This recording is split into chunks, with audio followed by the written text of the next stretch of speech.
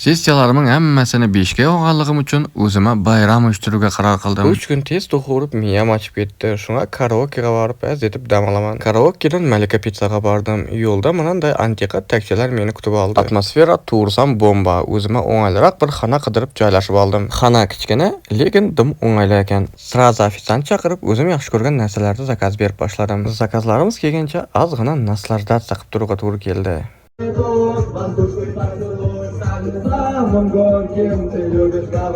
Ana shunday deb rus estrada qo'shiqlaridan kuylab boshladim. To'g'risam bir o'zim bo'lsam ham zerikmadim. Boshlanishini ozgina chigalyazda qildik. Darrov zakazlarimiz keldi va qarnimni to'ydirib olg'a kirishdim.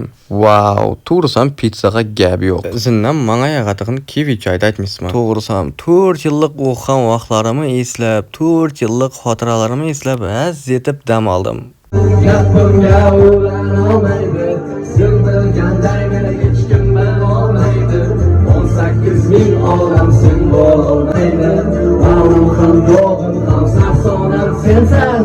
Dam olib, hardiq chiqarish uchun bir o'zim borganimga hayron bo'lmang. Sababi odam ozgina yolg'izam qolib turish kerak. Nasib bo'lsa, endi qurg'ana gos ekzaminimiz qoldi, uni ham tugatib olib, aziz etib uyga qaytamiz. Ba'zi bir negativchilar muallimam karaokega boraman deyishi mumkin. Tushunib qo'ying, muallimam bir odam. Bir oydan keyin meni ulkan hayot qarshi oladi.